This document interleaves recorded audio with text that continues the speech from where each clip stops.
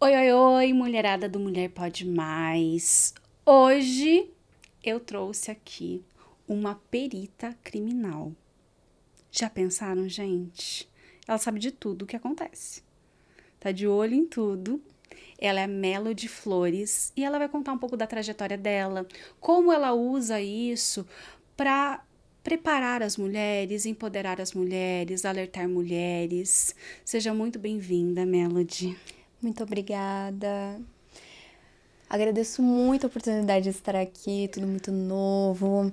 Estou muito contente. Vejo que é uma realização também, né? Vamos lá. O início da minha trajetória foi um pouco difícil, porque mãe solo, na época eu precisava me desdobrar, acabei deixando um pouco de lado o meu sonho da perícia por um tempo. Eu fiz a minha graduação e consegui uma oportunidade no Tribunal de Justiça. E lá eu fui aprendendo como o judiciário funciona, recebendo dicas de algumas amigas e percebi que poderia sim atuar como perita, né, com as faculdades que eu já tinha. E iniciei a pós-graduação. Foi a primeira pós-graduação em perícia grafotécnica e depois, quando eu vi ali que conseguia trabalhar com isso, fui mais adiante e fiz a pós em perícia criminal. A perícia criminal, que a gente atua também como assistente técnico, a gente pode fazer o cadastro nos tribunais de justiça. Tendo a qualificação que eles pedem, você pode atuar de forma particular ou também com eles. Então, eu atuo com os dois atualmente. Quantos anos você tem? Eu tenho 28. E a sua filha? Ela vai fazer 10 agora em maio. Então, assim, essa trajetória já vem lá de trás. Já vem lá de trás. Eu sempre, desde criança, quis ser perita, mas todo mundo dizia que era muito difícil, que como a vida toda eu trabalhei, eu estudei em colégio estadual, né, que é um ensino um pouco mais fraco, eu não ia conseguir, né? Sempre tem isso, né? Sempre tem isso. A gente sempre acaba escutando até de pessoas que cuidam da gente, né, que a gente ama, então Subestimam. acaba que aquilo entra fundo na gente. Mas quando eu me vi trabalhando com isso, quando eu vi o meu credenciamento no tribunal, eu falei, não, é agora, eu consegui, é isso. Quando eu saí, porque eu era assessora do Tribunal de Justiça, quando eu saí de lá, mesmo com muita vergonha, eu tenho muita vergonha, fora do meu perfil, eu sou uma pessoa bem introvertida. Eu falei, eu vou tentar. Né? E começou, foi na mesma época que começou aquela onda crescente de feminicídios, então eu falei, eu preciso fazer alguma coisa. Infelizmente eu também fui vítima, né, de violência, foi um caso terrível ali comigo, com a minha família, e eu vendo o tratamento que as mulheres recebem, não só dos agressores, mas também do judiciário, eu pensei, bom, se ninguém tá fazendo nada, eu vou tentar fazer. Abri meu perfil e comecei a conversar com as mulheres diretamente na câmera, e tá dando certo, eu tô tendo um bom retorno, estou conseguindo ajudar as meninas. Eu atuo não só com a perícia em si, que é fazendo laudos, mas também orientando juridicamente da forma como eu posso, dentro do meu escopo, né? Fazendo aí assistência técnica, porque às vezes, principalmente as mulheres que elas têm advogados defensores públicos, elas não têm a atualização devida do processo. Então, elas só recebem a notícia quando não há como reverter, né? Seja uma reversão de guarda, seja um revogamento de medida protetiva. Isso poderia ter sido evitado se ela tivesse sido orientada de forma correta. Então, eu tento ajudá-las, assim, antes do que o pior aconteça, né? Salvando-as ou orientando em relação a algum processo. Bom, você que já estava inserida lá nesse meio, você acha, assim, na sua opinião, que o judiciário ele falha muito com as vítimas? Falha. Falha sim. Eu falo como antiga assessora, mas principalmente como uma vítima também, né, potencial. É, Nós não somos ouvidas devidamente e eu acredito que uma das piores falhas é deixar passar a violência processual e institucional. Eu acho que os. Não, acho não, eu tenho certeza. Os advogados passam muito do ponto quando vão defender os seus clientes, tentando ofender a nossa vida pessoal. Eu vi casos, assim, que foi autorizado que me fosse falado, que eles pegaram BOs antigos de uma cliente minha e colocaram no processo que não tinham nada a ver com a história, tentando desabonar a vida dela Sim. pessoal E eu acredito que eles têm que ter esse feeling, porque a gente vai ter que começar a denunciar todos na OAB. Que é isso que eu tô orientando as minhas clientes a fazerem. Mas isso já virou lei também, né? Virou Já lei. é criminalizado essa violência processual que acontece ali, que é usar a vida pretérita da vítima para desabonar, para descredibilizar.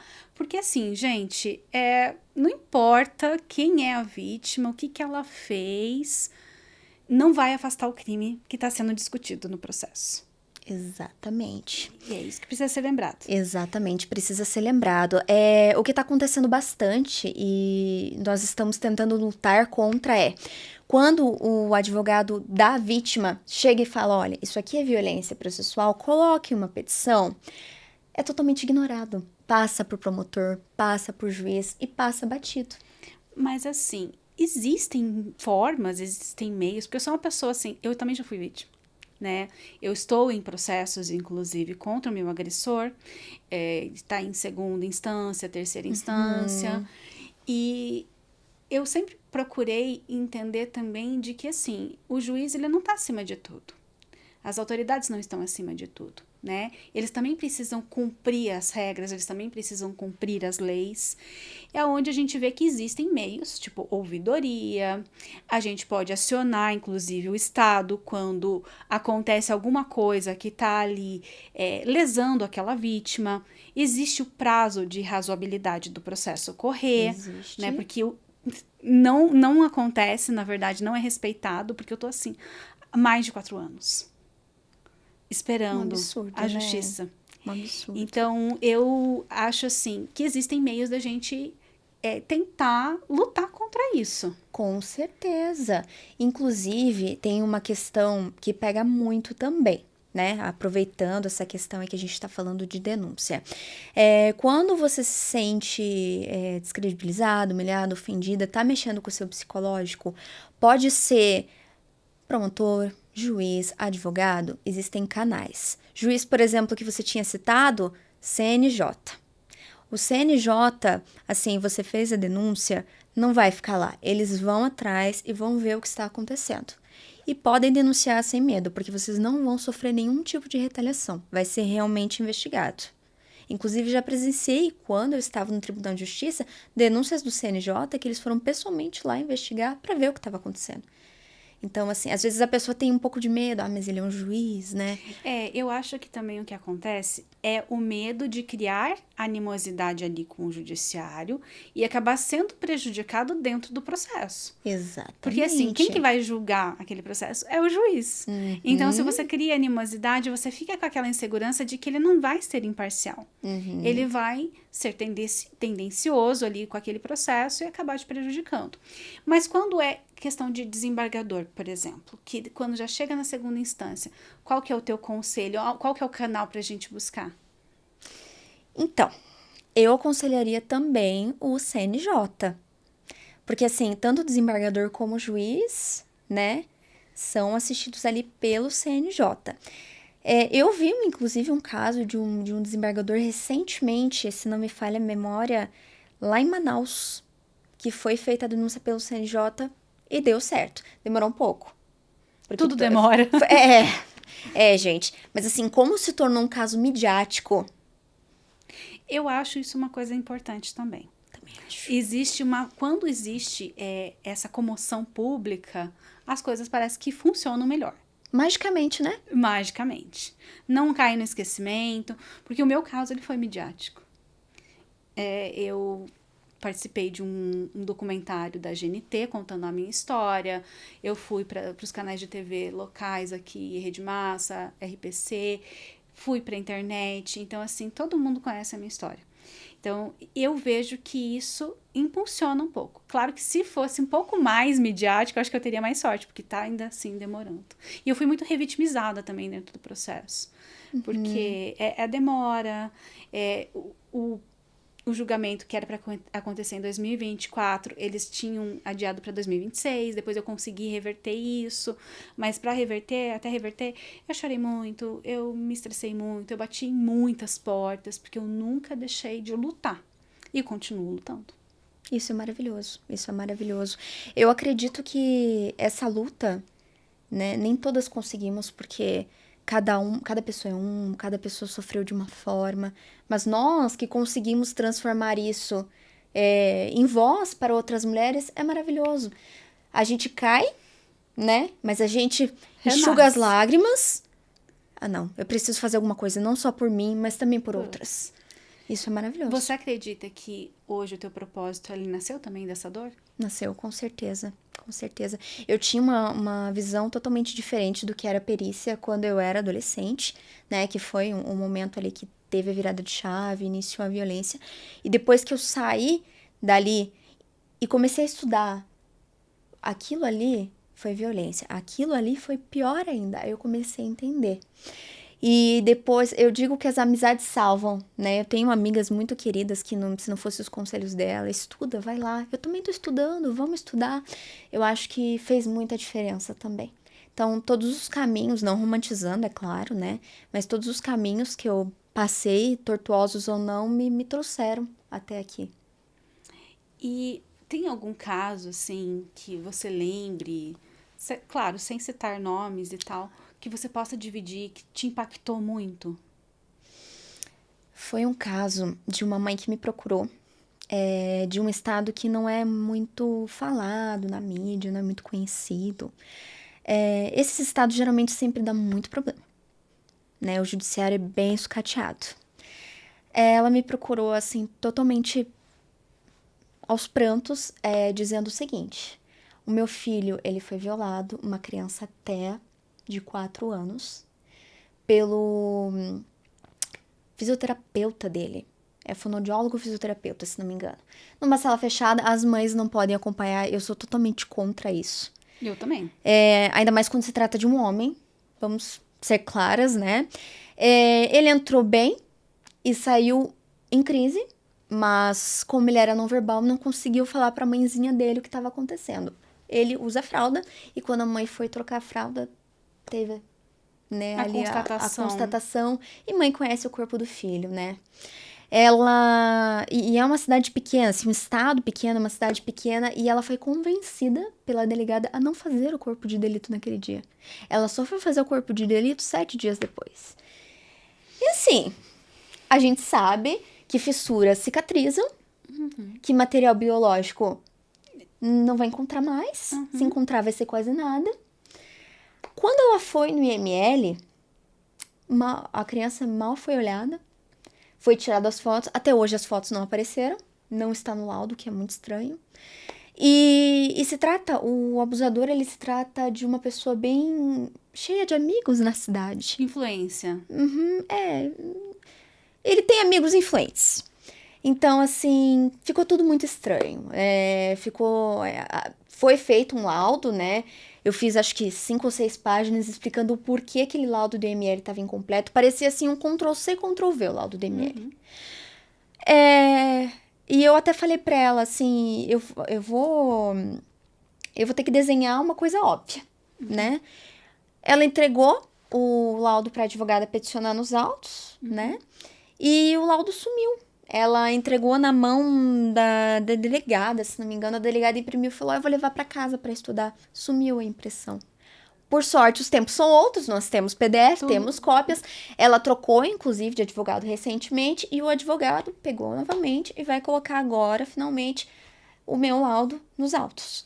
Porque, assim, como que o Ministério Público vai aceitar denunciar um estupro de vulnerável sem o laudo do IML dizendo que houve de fato? E assim, você como leiga, se hoje você visse uma foto, tá notável, tá bem machucado. Então assim, é uma luta diária. Eu dou assistência para ela, né, até hoje. Então ela me traz novidades sobre o caso, como ele está. Então eu espero realmente que tenha justiça. Espero que ela veja isso. Vai dar certo, eu tenho fé. E você consegue separar, assim, o profissional da mulher que você é, da pessoa que você é? Porque a gente não fala nem só da questão de ser mulher, é questão de ser humana mesmo, né? Sim, é muita coisa pesada que a gente vê. Principalmente quando eu decidi atuar só com mulheres vítimas, mulheres e crianças, né? As pessoas mais frágeis, idosos também. Mulheres idosas hoje, gente, elas estão se conscientizando melhor, estão correndo atrás de se protegerem. É difícil pra mim, principalmente no início, às vezes eu tinha um pouco de pesadelo, mas hoje eu tô conseguindo separar bem, eu só vejo quando necessário as fotos, porque às vezes a gente olha, quer procurar um detalhe ali e entra na sua mente. Mas agora eu só vejo quando necessário, deixo uma pastinha com um pendrive com as fotos, né, pra não ficar abrindo, por exemplo, quando eu vou ver outra coisa. E é isso, eu acho que agora eu consigo, não com total frieza, mas eu consigo separar bem ali. Ai, que bom. E me conta quais são os seus planos, assim, para o futuro dentro dessa carreira. Eu quero atingir o maior número de mulheres possível. Eu quero que todas as minhas clientes consigam, de alguma forma ou de outra, ter paz. E conseguir, de alguma forma, todas que me procuram, ajudá-las. Eu sei que o judiciário nem sempre é justo, né? Mas que todas encontrem a paz, né? Porque assim, hoje eu já tô trabalhando com o que eu amo, eu já tenho clientes maravilhosas, incríveis, mulheres também, eu conheço várias histórias maravilhosas, sensacionais. Então, hoje eu estou num momento bacana, assim. Tá Então, realizada. eu tô realizada. Mas eu quero ajudar mais. Às vezes eu vejo alguns casos que eu queria ter o contato para poder chamar e falar, não, eu quero te ajudar. Mas nem sempre a gente consegue ajudar todos, né? Não dá para ajudar todo mundo. Não dá. Mas é um propósito muito bonito que você tem, né? Que nasceu dessa dor, mas que você conseguiu transformar isso em algo muito positivo, que é ajudar outras pessoas, que foi o meu caso também. O Mulher Pode Mais também nasceu dessa dor, né? Alcançar muitas mulheres é o que eu também desejo. E, assim, você já se sentiu subestimada dentro do judiciário por você ser mulher? Com certeza. Principalmente por conta da minha aparência. Estranho, né? Estranho, estranho. Mas comentários do tipo: nossa, mas você não tem cara de assessora. Você parece uma estagiária do ensino médio. Mas não de forma de elogio, de forma de ataque mesmo. E como a minha filha algumas vezes, né, teve que ir comigo em situações ali que eram seguras, eu olhava e falava, nossa, mas você nem parece mãe, você foi mãe bem cedo, né? Nossa, é até estranho ver. Então, sim, com certeza. Ataques nesse sentido. Ataques nesse sentido, inclusive com a minha filha do lado. E se sentir descredibilizada dentro dos processos, por você ser mulher, ou por muitas vezes você atende particular, né? Sim. Na perícia. Você já sentiu alguma coisa assim? Já aconteceu algo? Já aconteceu de terem nomeado um assistente técnico, e tudo bem, ninguém pediu as credenciais, e quando eu fui nomeada, pediram tudo o que você imagina, só faltou pedir meu tipo sanguíneo, né? Qual faculdade, quais pós-graduações eu fiz, as faculdades, e assim, coisas que não tinham bem a ver com o caso, também foram exigidas. Eu fui e coloquei, porque eu não tenho nada a esconder, né? Mas foi bem chato, assim, porque não entendi muito bem por que o homem não precisava e eu precisava. Porque existe realmente essa tendência, né? A descredibilizar ou falar assim, mas você normalmente é nomeada pelo judiciário para fazer. Eu trabalho de duas vertentes. Ou nomeada, né? Nos tribunais de justiça, atualmente no Paraná, Santa Catarina e Espírito Santo. Aí acontece as nomeações, a maioria de perícia grafotécnica, né? As criminais são mais particulares. E quando acontece isso, geralmente tem essa diferenciação, sim. No particular, você sente que eles acham que você tá ali puxando brasa pro assado do teu cliente, não tem isso? Ah, sempre. Sempre. Todo caso. Eles falam, mas aqui tá sendo parcial. Eles vão lá e contratam um outro assistente. Mas os laudos que eu faço, é muito difícil eles provarem o que dizem. Porque eu só trabalho com fatos, né? Eu pego e falo assim, escutei sua história, quero ver o seu processo. Aí se, por exemplo, ela fala, doutora, mas aconteceu tal coisa. Eu falo, olha, você pode pedir pro seu advogado colocar, né? o juiz vai ler, mas eu só posso colocar os fatos que estão no processo. É muito importante. Aí eu recebo muitas perguntas no meu perfil, principalmente de homens. Ai, mas como que você sabe se não é mentira? Porque eu sou perita. Eu sou perita, né? Meu trabalho. Então, assim, O grafotécnico é de assinatura. assinatura e documentação. Então, assim, cheques fraudulentos, tem gente que usa cheque ainda, descobri recente. Assinatura de contratos, a maioria é, assim, briga entre empresas, né?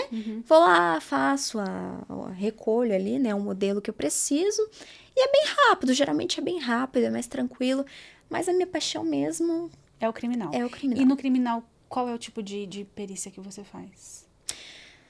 Eu faço contestação de documentação.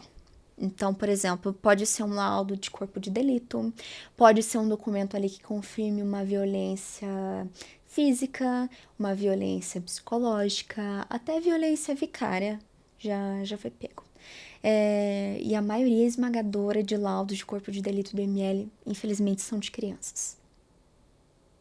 E daí, o que acontece nesse processo? O que você descobre?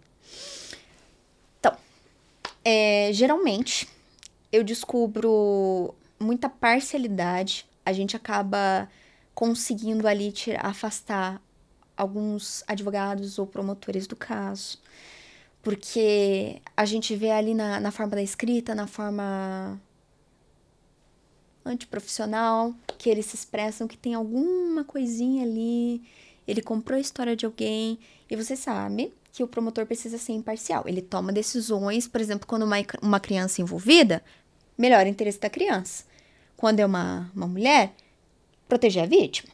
Aí, quando ele começa com uma forma mais parcial, a gente tem que analisar. Falo para minha cliente, olha, melhor a gente dar uma atenção especial hoje ao comportamento desse promotor, ao comportamento desse advogado.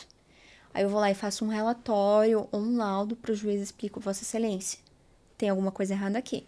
E vou colocando lá no juridiquês, bom e velho juridiquês, o que a gente pode fazer para mudar isso. Aí sempre coloco uma sugestão, né, independente do laudo. Sugiro, por exemplo, um advogado cometendo violência processual, que era um caso que eu estava tratando hoje, sugiro denúncia na OAB e advertência do juiz. Então, mas é bem variado, viu? É bem variado. Às vezes eu pego cada tipo de violência escancarada e que o juiz vai lá, despacha, leia, despacha e nada é feito. É bem revoltante. Eu imagino, porque assim, você acaba se colocando no lugar daquela pessoa. Com certeza, a gente acaba se colocando no lugar. Tem o profissionalismo, né, de olhar realmente, foi isso que aconteceu. Eu leio o processo desde a petição inicial até o último movimento. Então, eu tenho que pensar, não, calma, a história dela é uma coisa, mas vamos ver. Por que tá sendo decidido até agora em favor, por exemplo, do réu? Por que o réu tá solto? Por que essa criança foi colocada com o genitor, mesmo a mãe alegando ali algum tipo de agressão? Eu tento também ver o lado dos promotores e dos juízes. Porque não adianta a gente comprar a história e depois ver, não, realmente tá errado, como é que eu vou fazer esse laudo? Então, eu prefiro analisar antes, né? Pra ver se realmente tá tudo certo, se a criança vai ficar segura, se a vítima vai ficar segura. É muito importante isso também, né? E o que você falou da internet, que você vai lá, você fala com as mulheres, o que você compartilha ali? Então, eu tento compartilhar de uma forma mais curta, né? E dando dicas de como se defender no judiciário. Às vezes, nem sempre eu quero falar o que eu quero falar, eu posso falar, né? Por conta da ética.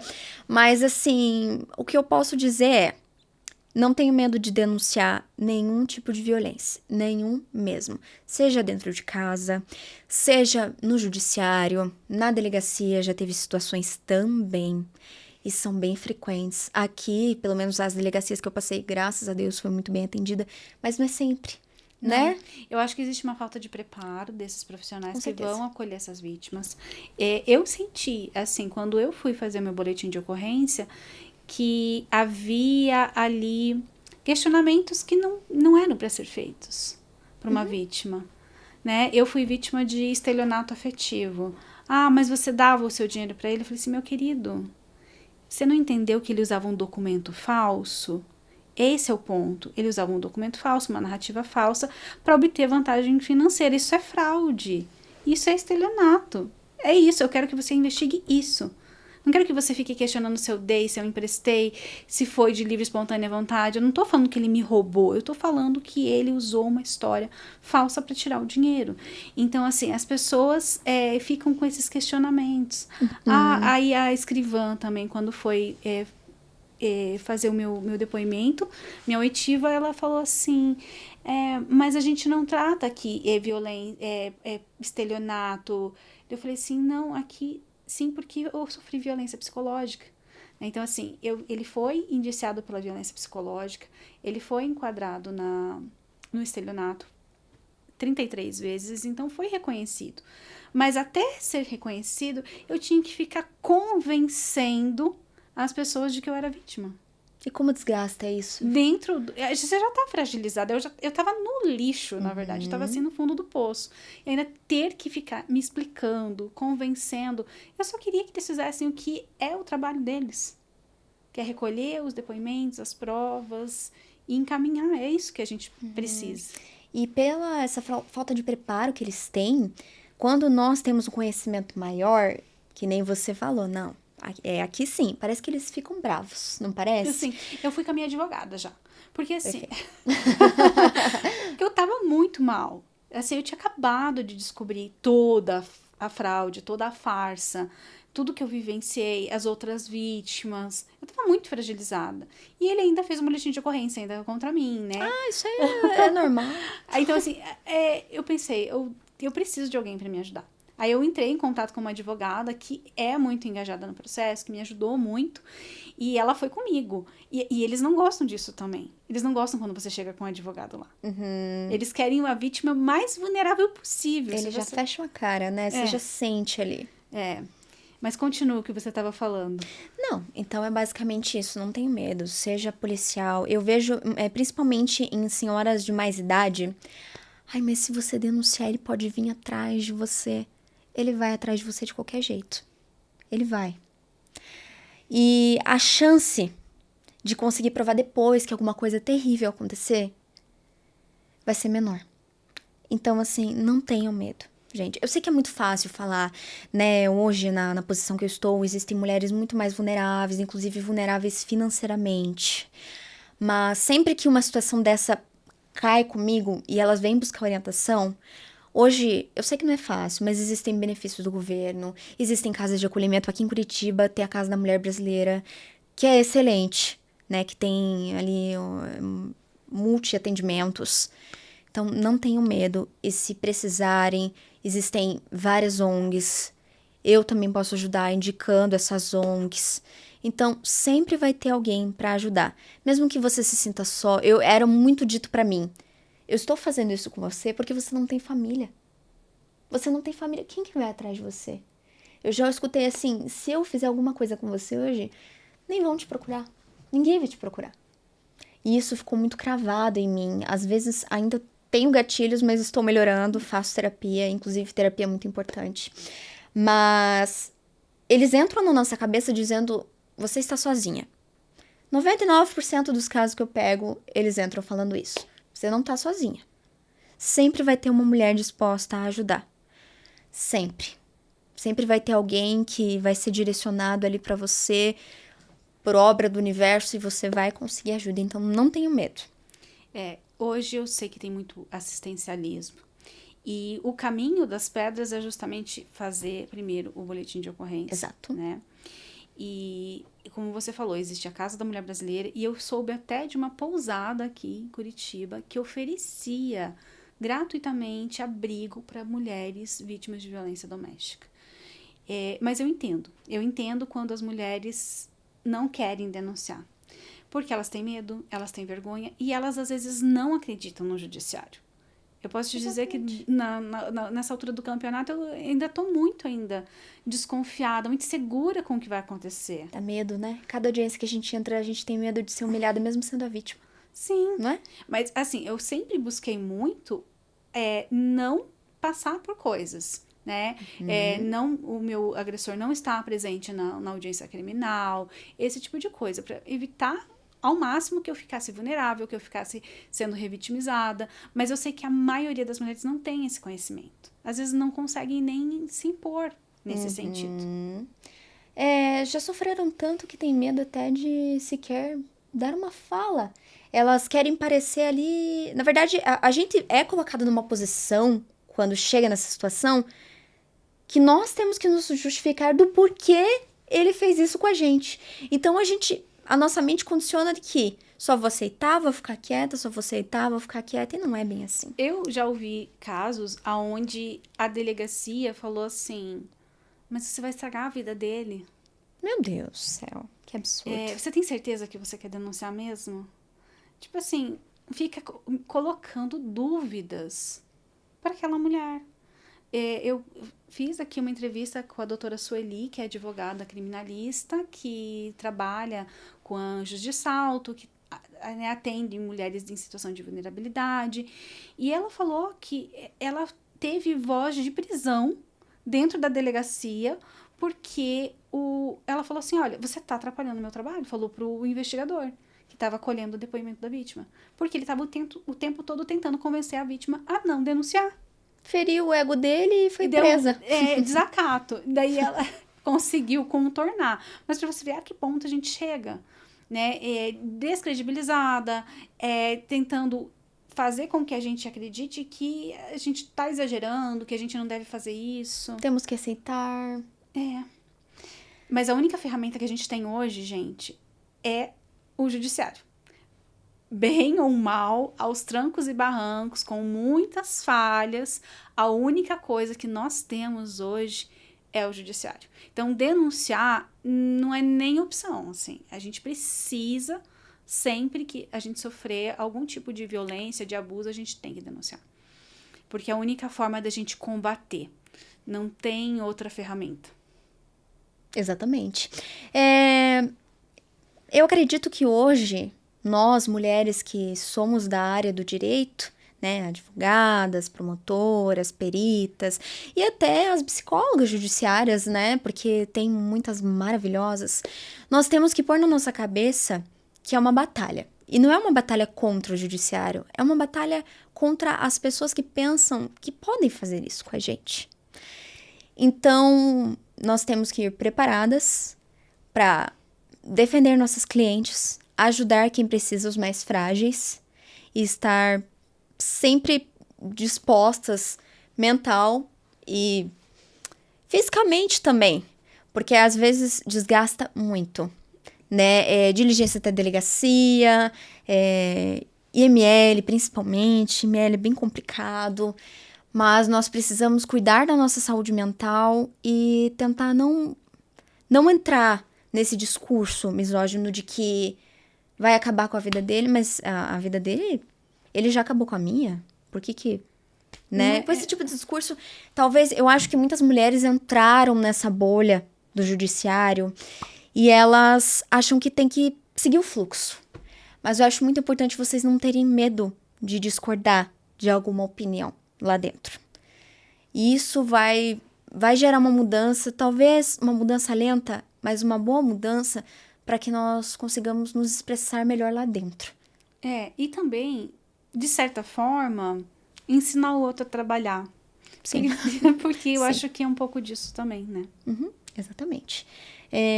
Eu vi muita, né, nesse tempo que eu fiquei no judiciário, muita pressãozinha ali. Trabalha do jeito que o chefe quer, trabalha do jeito que o diretor quer. Mas e aí? E a criança que tá nas suas mãos? E a criança que você está fazendo estudo psicossocial? Será que ela vai ficar segura se você colocar isso que o teu chefe pediu? O que você coloca acima? Tem muito isso. Eu acho que a gente tem que colocar o caráter, a nossa ética. Ética, exatamente. Ética Acima de profissional. tudo. Porque o CRP tá pra isso aí, né? Então, está existindo aí um pouco de falta de ética, mas também um medo, uma coação que existe lá dentro. Porque o judiciário não é de todo ruim. Eu conheço pessoas maravilhosas lá dentro, extremamente inteligentes, que a gente olha e fala, meu Deus, eu te admiro demais. Mulheres sensacionais que eu conheci lá. Mas coação, medo, não poder se expressar da forma que quer. Então, eu acredito que não tenho medo também, porque vocês estão aí dentro e estão tendo uma parte muito importante na vida de crianças em formação, mulheres que merecem estar vivas, merecem ter uma vida de qualidade. Perfeito. Eu nem precisei dizer assim, olha pra câmera e dá um recado. Você passou todos os recados aqui possíveis, tanto para as vítimas em potencial, as vítimas que já passaram por isso. Eu acredito que toda mulher já passou por alguma coisa, porque todo mundo que senta aqui tem uma história. Você tem uma história, a anterior também teve, e assim vai. Todo mundo tem uma história de abuso, de assédio, alguma coisa aconteceu. Então, hoje é importante passar essa informação, porque informação é poder, né? Sim. Encorajar as mulheres, alertar. Você acredita que a gente vai conseguir, em algum momento, reverter todo esse cenário trágico que a gente está vivenciando? Eu acredito que a próxima geração vai ter mais segurança. Essa divulgação que está tendo recente com a questão da violência contra a mulher, feminicídios, o governo acaba sendo pressionado a aprovar mais leis. Eu acho que a próxima geração vai conseguir viver melhor que a gente viveu. Mas reverter 100% eu não consigo ver a curto prazo. Não, nem a longo prazo. É uma jornada muito longa. Eu sei que você está fazendo um pouquinho, eu estou fazendo um pouquinho. Todas que sentam aqui estão fazendo um pouco. Mas é um trabalho de formiguinha. E os homens, eles estão se levantando contra a gente o tempo todo. Muito. Não todos os homens, porque não é isso que a gente prega. Né? Não são todos, gente. Mas os abusadores, os agressores, eles estão se levantando cada vez mais. Sim. E mulheres estão morrendo. Então, eu acho bem difícil reverter esse quadro, mas estamos aqui, fazendo um pouquinho de cada vez. Quem sabe, né? Daqui a algumas 2, 3 gerações, as meninas possam viver em paz. Sim. Esperamos. Consciência, né? Eu acho que consciência é muito importante. Sim. Mulheres mais fortes emocionalmente, Exatamente. para não se manterem em situações de risco. Não é mesmo? É verdade. Muito obrigada por você ter vindo. Eu que agradeço dispor o convite. um pouco do seu tempo. Quero te chamar mais vezes pra gente conversar mais coisas, que agora você já tem meu WhatsApp, a gente já tem contato. Vamos trocar experiências, figurinhas e vamos trabalhar juntas de alguma forma para levantar mulheres. Com certeza, estou à disposição, o que precisarem, as suas seguidoras, se quiserem me procurar. Cada caso é um caso, vamos lá, eu ajudo da melhor forma possível, como eu puder. Estamos aí, estamos sempre juntas. Eu vou deixar aqui o Instagram da perita para vocês procurarem o trabalho dela e também conhecerem o Instagram dela, que tem muita informação legal, muita informação importante, buscar aconselhamento com ela, porque assim, aqui é uma rede de apoio, aqui esse espaço é para dar voz às mulheres e acolher também. Eu agradeço muito, muito, muito vocês estarem com a gente mais uma vez e até a próxima.